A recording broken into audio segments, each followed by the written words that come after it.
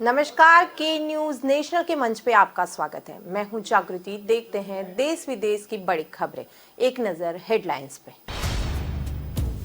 प्रधानमंत्री नरेंद्र मोदी ने बुधवार को सुरक्षा पर कैबिनेट कमेटी की बैठक ली। अफगानिस्तान में हिंदू और सिख समुदायों की सुरक्षा सुनिश्चित करने के लिए सरकार की रणनीति की समीक्षा भी की गई।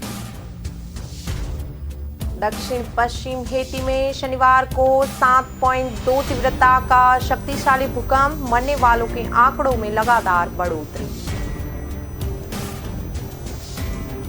तालिबान ने बीते रविवार को अफगानिस्तान की राजधानी काबुल पर भी कब्जा कर लिया। इससे पूरे देश पर उसका कंट्रोल हो गया है। विश्व स्वास्थ्य संगठन को भारत और युगांडा में कोविशील्ड की नकली कोरोना वैक्सीन मिली है। और भारत को 2027 में पहली महिला मुख्य न्यायाधीश मिलेगी। सुप्रीम कोर्ट की कॉलेजियम में मंगलवार को 22 महीने बाद 9 नामों की सिफारिश भेजी गई है।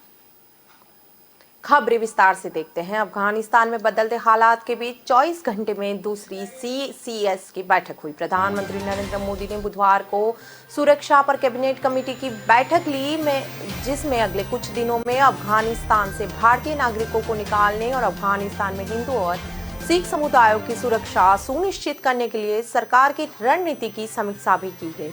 यह अफगानिस्तान में तेजी से बदलते हालात के बीच पिछले 24 घंटे में CCS की ये दूसरी बैठक हुई है। मोदी ने मंगलवार शाम को पहली CCS बैठक की अध्यक्षता की थी और अधिकारियों को अगले कुछ दिनों में युद्धग्रस्त देश में फंसे भारतीयों को तेजी से निकालने और उन्हें हर संभव मदद मुहैया करने का निर्देश दिया। उन्होंने ये भी कहा कि अफगान भाई और बहनों जो सहायता के लिए भारत की ओर देख रहे हैं।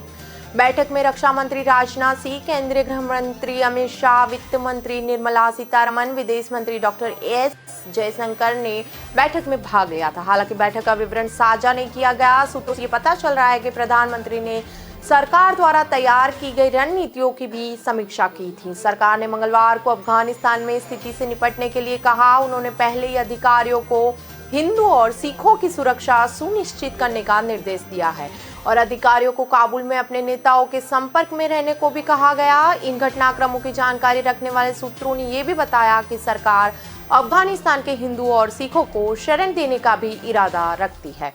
एक बार भारत आने के बाद इन हिंदू और सिखों को दर्जा दिया जाएगा और बाद में उन्हें नए बनाने नागरिकता संशोधन अधिनियम 2019 के तहत नागरिकता भी दी जाएगी। उन्होंने ये भी कहा कि सरकार ने यह भी तय किया कि उन्हें हिंदुओं और सिखों की नई आपातकालीन वीजा श्रेणी के तहत ई-वीजा आवेदन को प्राथमिकता दी जाए।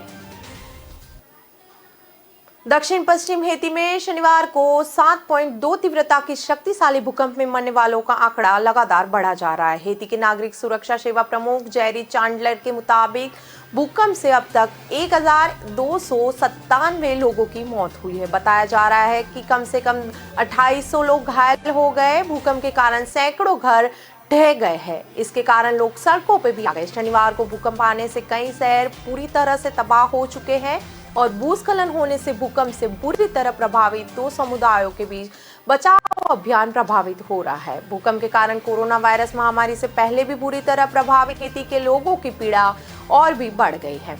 देश के राष्ट्रपति की हत्या और गहराती गरीबी से राष्ट्र वैसे भी संकट में है।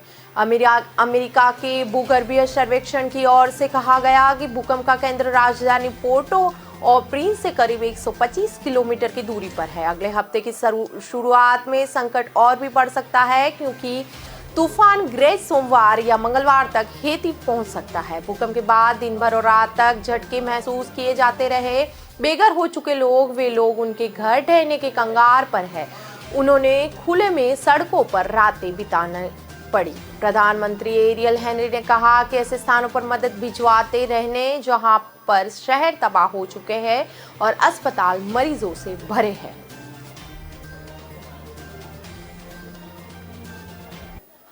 अफगानिस्तान में आज महिलाओं का प्रदर्शन हुआ। तालिबान ने बीते रविवार को अफगानिस्तान की राजधानी काबुल पर कब्जा कर लिया था। इससे पूरे देश पर उसका कंट्रोल हो गया है। जिन तालिबानियों के आगे 3 लाख अफगान सैनिक झुके गए, वही महिलाओं को उनकी हुकूमत मंजूर नहीं है। अफगानिस्तान पर तालिबान के कब्जे के तीसरे ही दिन काबुल में 5 महिला प्रदर्शन करती दिखाई दी। सामने हथियार बंद लड़ाकू थे जो महिलाओं को घर जाने के लिए कहते थे। इन प्रदर्शनकारी महिलाओं ने कहा कि हमें अधिकार चाहिए जो 20 साल में हमें मिला हुआ था। हम पढ़ने और काम करने की स्वतंत्रता चाहते हैं। राजधानी में भागीदारी हमारा हक है। सोशल एक्टिविटी का अधिकार मिलना चाहिए। हाथ में पोस्टर लिए एक महिला ने कहा कि मौजूदा संविधान के हिसाब से अफगानिस्तान की महिलाओं को फंडामेंटल राइट दिया जाए। अफगानिस्तान महिलाओं को इग्नोर नहीं कर सकता। अफगान महिलाओं की आवाज कोई भी सत्ता दबा नहीं सकती। 20 साल में अफगान महिलाओं ने जो कुछ हासिल किया है उसे भूला न जाए। हम लड़ते रहेंगे। तालिबान ने मंगलवार को महिलाओं को स्वतंत्रता, मीडिया की आज़ादी और सबको माफी देने की बात कही थी। महिलाओं से सरकार में शामिल होने के लिए भी अपील की गई थी। तालिबान ने यह भी कहा कि महिलाओं को शरिया कानून के तहत सारे हक मिलेंगे। बुर्का पहनकर पढ़ने काम करने की इजाजत होगी। तालिबान के प्रवक्ता जबीउल्लाह मुजाहिद्दीन ने कहा कि यह शरीयत के जुड़ा मामला है और मुझे इस मामले में बस इतना ही कहना है कि हम शरीयत के सिद्धांतों को नहीं बदल सकते। कुछ तालिबान नेताओं का रहन सहन और पहचान बदलाव हुआ नजर आ सकता है, लेकिन संगठन की सोच नहीं बदल सकती।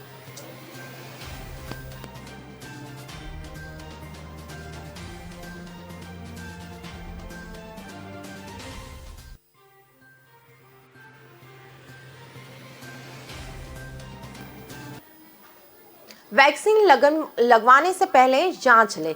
विश्व स्वास्थ्य संगठन को भारत और युगांडा में कोविशील्ड की नकली कोरोना वैक्सीन मिली है। ऑर्थोडॉक्स वैक्सीन सेंटर से बाहर ले जाकर ये नकली वैक्सीन मरीजों को लगा भी दी गई थी।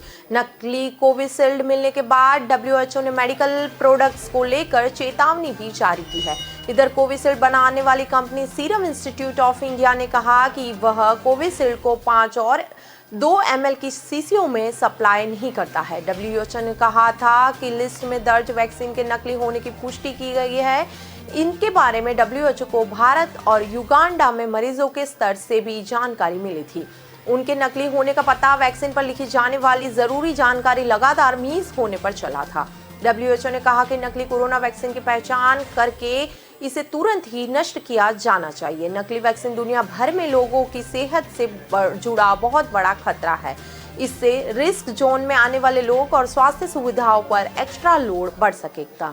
नकली और घटिया मेडिकल प्रोडक्ट्स को लेकर WHO ने global services and monitoring system के कोविशील्ड की नकली वैक्सीन का पता लगाया। युगांडा में मिली नकली कोविशील्ड की शीशी 5 ml की थी, जिसमें 10 डोज लगाने की बात कही गई थी। उस पर बैच नंबर भी लिखा हुआ था और एक्सपायरी डेट तक लिखी हुई थी।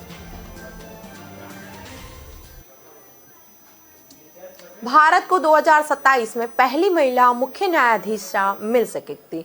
सुप्रीम कोर्ट की कॉलेजियम ने मंगलवार को 22 महीनों के बाद नए नामों की सिफारिश भेजी है। चीफ जस्टिस ऑफ इंडिया ने सरकार के पास ये 9 नाम भेजे, जिनमें 3 महिलाएं भी शामिल है। बता दें कि नामों में से कोई एक आने वाले समय में भारत की पहली महिला चीफ जस्टिस ऑफ इंडिया भी बन सकती है।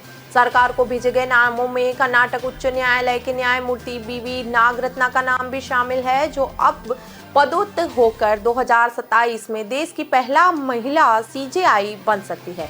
न्यायमूर्ति नागरत्ना के अलावा 5 सदस्यीय कॉलेजियम द्वारा चुनी गई अन्य 2 महिला न्यायाधीशों में न्यायमूर्ति हिमा कोहली तेलंगाना SC के मुख्य न्यायाधीश और न्यायमूर्ति बेला त्रिवेदी गुजरात SC में न्यायाधीश शामिल है। कॉलेजियम द्वारा दिए गए बाकी नामों में जस्टिस अभय श्रीवास्तव ओका गुजरात, विक्रमनाथ, जितेंद्र कुमार माहेश्वरी, CT रवि कुमार और MM सुंदेश्वर के नाम भी शामिल है। नवंबर 2019 में CJI के रूप में न्यायमूर्ति रंजन गोगोई की सेवानिवृत्ति के बाद से कॉलेजियम ने शीर्ष अदालत में नियुक्ति के लिए केंद्र सरकार को एक भी सिफारिश नहीं भेजी थी। 12 अगस्त को न्यायमूर्ति नरीनम ने बाहर खो जाने के बाद से 9 लोगों की जगह हाल खाली है। अब न्यायमूर्ति नवीन सिन्हा 18 अगस्त को रिटायर होने वाला है, जिसके बाद 10 लोगों की जगह खाली हो जाएंगी।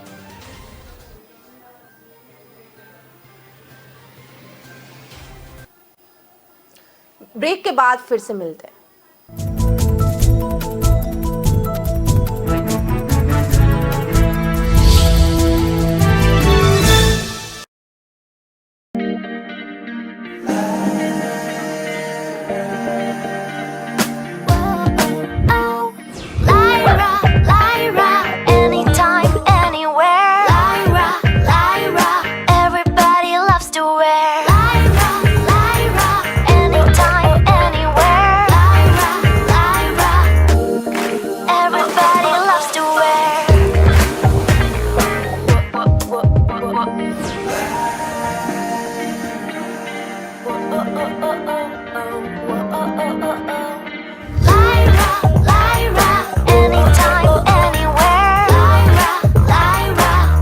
my life, my Lyra.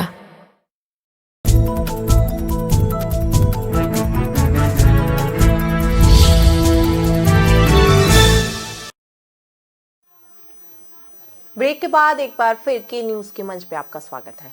Akhil Bharatiya महिला कांग्रेस की राष्ट्रीय अध्यक्ष और सिलचर के पूर्व सांसद सुष्मिता देव का अचानक पार्टी छोड़कर तृणमूल कांग्रेस का दामन थामने के बाद पार्टी में पिछले कुछ वक्त से मची भगदड़ पर चर्चा तेज हो गई है। अब सबकी निगाह है युवा नेता सचिन पायलट और मिलिंद देवड़ा पर टिकी है। दोनों नेताओं की नाराजगी भी अब तक पार्टी के नेतृत्व दूर नहीं कर सका। वहीं उत्तर प्रदेश में कांग्रेस नेता अखिलेश सिंह की बेटी विधायक अदिति सिंह की भी नाराजगी जग जाहिर है। तकनीकी कारणों से ही अदिति फिलहाल कांग्रेस में है। हैरत की बात यह है कि जिन युवा चेहरों पर कांग्रेस का भरोसा रहा है और उनके परिवारों गांधी परिवार से नजदीकियां भी रही है, लेकिन उसका भी पार्टी से मोह लगभग भंग हो गया है। पार्टी के एक तबका लंबे समय से इस बात पर ऐतराज जताता रहा है, लेकिन अब आधा दर्जन जैसे चेहरे सामने आए हैं तो अन्य नेताओं ने सवाल उठाने शुरू कर दिए हैं। कांग्रेस में काफी पहले पारिवारिक पृष्ठभूमि वाले नेताओं में नटवर सिंह के बेटे जगत सिंह और महाराष्ट्र के वरिष्ठ नेता राधाकृष्ण विखे पाटिल के बेटे सिजोय पहले ही भाजपा में जा चुके हैं। बीते 2 सालों में ऐसे नेताओं के पार्टी छोड़ने का सिलसिला तेजी से बढ़ रहा है। माधवराज सिंधिया के बेटे ज्योतिरादित्य सिंधिया जितेंद्र प्रधान भाजपा में गए हैं।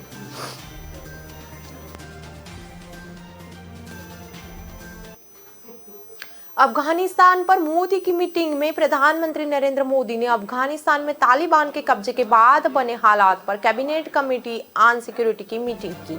ये कमेटी नेशनल सिक्योरिटी के मामले देखने वाली सबसे बड़ी गवर्नमेंट बॉडी है। मीटिंग के दौरान प्रधानमंत्री ने अफगान मामलों से जुड़े अधिकारियों से कहा कि वे आने वाले दिनों में अफगानिस्तान से भारतीयों की सुरक्षित वापसी के लिए भी जरूरी उपाय करें। एक सीनियर अफसर के मुताबिक प्रधानमंत्री ने ये कहा कि भारत को न सिर्फ अपने लोगों की सुरक्षा करनी चाहिए, बल्कि हमें उन सिख और हिंदू अल्पसंख्यकों को भी शरण देनी चाहिए जो भारत आना चाहते हैं। हमें अपने अफगान भाइयों और बहनों की भी हर संभव मदद करनी चाहिए जो इसके लिए भारत की ओर देख रहे हैं।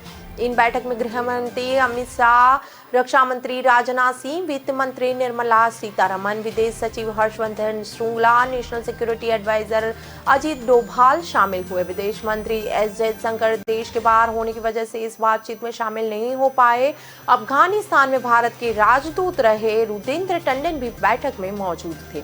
टंडन मंगलवार को ही काबुल से भारत लौटे हैं। भारत सरकार के वरिष्ठ सूत्रों ने बताया कि कमेटी को अफगानिस्तान की सुरक्षा के हालात और राजनीतिक स्थिति के बारे में जानकारी दी गई थी। सुप्रीम कोर्ट में महिला अभ्यर्थियों को एनडीए परीक्षा में बैठने की अनुमति देने की मांग करने वाली याचिका पर सुनवाई करते हुए कोर्ट ने बुधवार को सेना को फटकार लगाई। सुनवाई के दौरान सेना ने अपना पक्ष रखते हुए कहा कि यह एक नीतिगत निर्णय है जिस पर जस्टिस संजय किशन कौल और ऋषिकेश रॉय की खंडपीठ ने कहा कि यह नीतिगत निर्णय लिंग भेदभाव पर आधारित है। जिसके बाद कोर्ट ने अपना अंतरिम आदेश पारित करते हुए महिलाओं को 5 सितंबर को होने वाली राष्ट्रीय रक्षा अकादमी परीक्षा में शामिल होने की अनुमति दी और निर्देश दिए गए और कहा कि दाखिले कोर्ट में अंतिम आदेश के अधीन होंगे। याचिका में कहा गया कि 10+2 स्तर की शिक्षा रखने वाली पात्र महिला अभ्यर्थियों को उनके लिंग के आधार पर राष्ट्रीय रक्षा अकादमी और नौसेना अकादमी परीक्षा देने के अवसर नहीं दिया जाता है, जबकि समान रूप से उच्च शिक्षा प्राप्त करने वाले पुरुष अभ्यर्थियों को परीक्षा देने और अर्हता प्राप्त करने के बाद भारतीय सशस्त्र बलों में स्थायी कमीशन अधिकारी के रूप में नियुक्त होने के लिए प्रशिक्षित होने के लिए राष्ट्रीय रक्षा अकादमी में शामिल होने का अवसर मिलता है। यह सार्वजनिक रोजगार के मामलों में अवसर की समानता के मौलिक अधिकार और लिंग के आधार पर भेदभाव से सुरक्षा के मौलिक अधिकार का स्पष्ट उल्लंघन है। केंद्र सरकार ने सुप्रीम कोर्ट में कहा कि जजों की सुरक्षा का मुद्दा राज्यों पर छोड़ देना चाहिए। इसके लिए राष्ट्रीय स्तर की फोर्स का गठन व्यवहारिक नहीं होगा। केंद्र ने यह बात झारखंड में जज की हत्या के मामले में सुप्रीम कोर्ट में चल रही सुनवाई के दौरान मंगलवार को कही थी।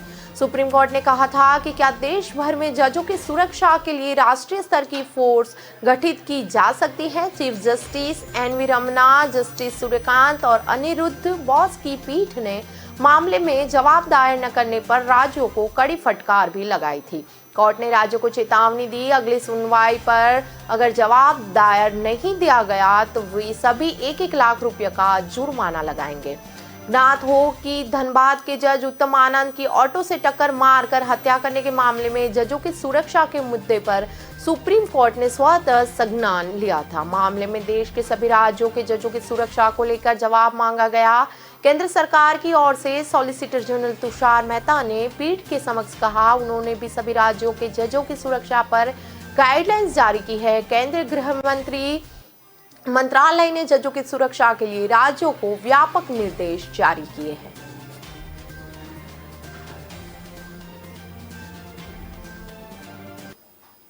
समय हुआ है विराम का, ब्रेक के बाद फिर मिलते हैं।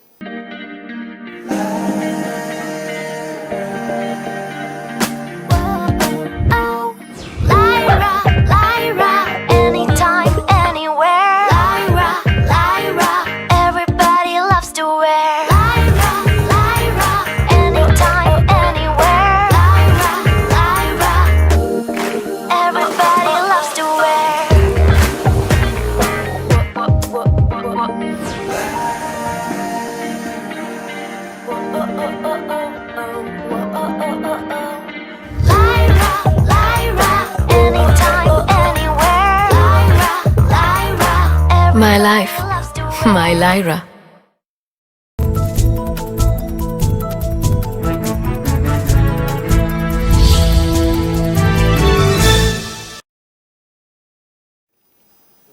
ब्रेक के बाद एक बार फिर आपका स्वागत है। कोरोना वैक्सीन की तीसरी डोज देने की अमेरिका ने तैयारी की। अमेरिका अपने लोगों को कोरोना टीके का बूस्टर डोज देने की तैयारी कर रहा है। यह हर उम्र के लोगों को दिया जाएगा। दूसरी खुराक के 8 महीने के अंतराल के बाद तीसरी खुराक दी जाएगी। खबरों के मुताबिक अमेरिकी स्वास्थ्य विशेषज्ञ जल्द ही इस बूस्टर डोज की सिफारिश करते हैं। तेजी से फैल रहे कोरोना के डेल्टा वेरिएंट के मद्देनजर यह तैयारी की जा रही है। बताया जा रहा है कि विशेषज्ञ अमेरिका में अभी सामने आ रहे कोरोना के मामलों पर नजदीकी नजर रखे हुए हैं। दूसरे देशों की स्थिति का भी अध्ययन किया जा रहा है। इस अध्ययन में टीकाकरण, टीके का असर और उसके बाद बावजूद बनी परिस्थितियों को भी देखा जा रहा है। मसलन इजरायल में जिन लोगों को जनवरी में कोरोना टीका लगा, उनके गंभीर बीमारियों में कमी दिखी। इस पूरी प्रक्रिया से जुड़े 2 सूत्रों ने बताया कि विशेषज्ञ इसी सप्ताह बूस्टर डोज की सिफारिश कर सकते हैं। सुनंदा पुष्कर की मौत के मामले में कांग्रेस सांसद शशि थरूर को बड़ी राहत मिली है। दिल्ली के राउज एवेन्यू स्पेशल कोर्ट ने बुधवार को सुनंदा पुष्कर मौत के मामले में थरूर को बरी कर दिया गया। 2014 में दिल्ली के होटल में सुनंदा की लाश मिली थी। पुष्कर की मौत के बाद उनके पति शशि थरूर पर उनका मानसिक उत्पीड़न करने और आत्महत्या के लिए उकसाने का आरोप लगा था। बुधवार को फैसला आने पर थरूर ने कोर्ट का शुक्रिया अदा किया। उन्होंने कहा कि मैं पिछले 7 साल से दर्द और यातनाएं झेल रहा था। स्पेशल जज गीतांजलि गोहिल ने यह फैसला सुनाते हुए कहा केस को रद्द कर दिया गया है। थरूर की तरफ से वकील विकास पहवा कोर्ट में हाजिर हुए। राज्य सरकार की तरफ से additional public prosecutor Atul Srivastava मौजूद थे। कार्यवाही वर्चुअली थी, इसमें थरूर भी शामिल हुए। कोर्ट ने 12 अप्रैल को अपना फैसला रिजर्व कर लिया था। सुनंदा पुष्कर की दोस्त वरिष्ठ पत्रकार नलिनी सिंह ने बयान में कहा था कि थरूर के मेहर तरार नाम की महिला से रिश्ते थे। सुनंदा ने उन्हें बताया था कि थरूर और मेहर जून 2013 में दुबई के एक होटल में 3 रात साथ रुके। एक दिन सुनंदा ने नलिनी को फोन किया, तब वह काफी दुखी थी। थरूर और मेहर के बीच मैसेज से भी बातचीत होती थी। इस मैसेज में लिखा था कि शशि थरूर चुनाव के बाद सुनंदा को तलाक देने की तैयारी में थे। मनी लॉन्ड्रिंग मामले की जांच करने वाली केंद्रीय जांच एजेंसी यानी प्रवर्तन निदेशालय के सामने 5वीं बार महाराष्ट्र के पूर्व गृह मंत्री अनिल देशमुख पेश नहीं हुए। हालांकि पिछली 4 बार की तरह ही देशमुख की जगह उनके वकील इंद्रपाल सिंह ईडी ऑफिस पहुंचे। सुप्रीम कोर्ट में याचिका लंबित होने का हवाला देते हुए और वक्त मांगा गया। सिंह ने कहा कि हम ईडी का पूरा सहयोग कर रहे हैं। इससे पहले सोमवार को सुप्रीम कोर्ट ने देशमुख को बड़ा झटका देते हुए ईडी के द्वारा शुरू की गई जांच पर रोक लगाने से मना कर दिया था, जिसके बाद देशमुख की ओर से एक पुनर्विचार याचिका दायर की गई। ईडी ने देशमुख के पी और पीएस को पिछले दिनों अरेस्ट भी किया था। इससे पहले इंद्रपाल सिंह ने देशमुख की बढ़ती उम्र और कोरोना का हवाला देते हुए पेश होने पर असमर्थता जताई थी। देशमुख के साथ उनके बेटे ऋषिकेश को भी समन भेजा गया था। देशमुख ने सुप्रीम कोर्ट से जांच को स्थगित करके गिरफ्तारी पर रोक लगाने और समन्स रद्द करने की मांग की थी। अब याचिका खारिज होने के बाद देशमुख पर गिरफ्तारी की तलवार लटकती नजर आ रही। देशमुख की मांग ठुकराते हुए सुप्रीम कोर्ट ने कहा कि कानूनी प्रावधानों में रह के कानूनी उपाय किए जा सकते हैं। प्री अरेस्ट बेल के लिए भी मुंबई के स्थानीय न्यायालय में अपील करे। इस बारे में स्थानीय अदालत की फैसले लेगी। सुप्रीम कोर्ट इससे कोई मदद नहीं कर सकता।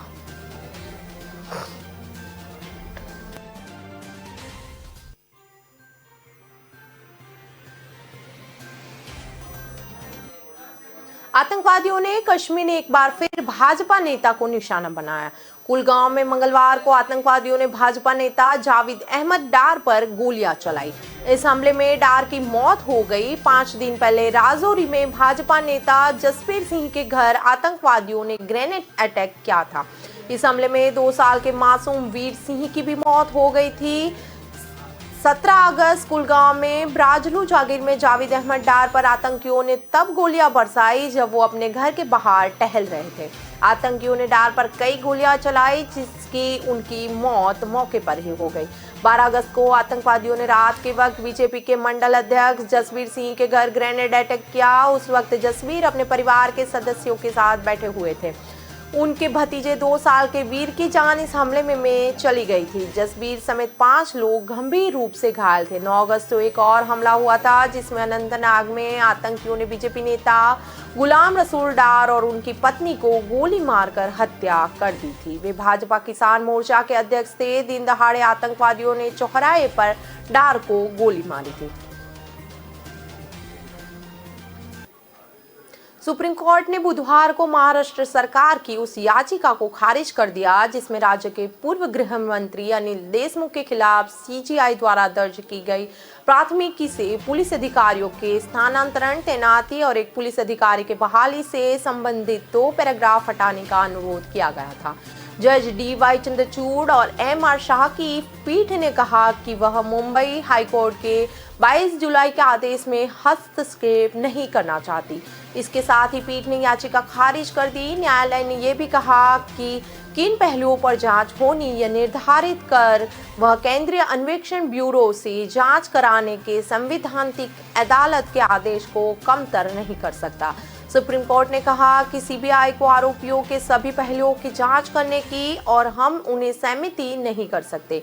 यह एक संवैधानिक अदालत की शक्तियों को नकारने जैसा होगा। सुप्रीम कोर्ट ने कहा कि सीबीआई जांच का विरोध करने से ऐसा लगता है कि राज्य सरकार पूर्व मंत्रियों को बचाने का प्रयास कर रही है। सुप्रीम कोर्ट ने कहा कि राज्य को प्रशासन में पारदर्शिता लाने के लिए किसी भी जांच के लिए तैयार रहना चाहिए और निष्पक्ष जांच की अनुमति देनी चाहिए। बता दें कि सीबीआई जांच की अनुमति देने वाले बॉम्बे हाई कोर्ट के आदेश के खिलाफ महाराष्ट्र सरकार ने सुप्रीम कोर्ट का रुख किया था।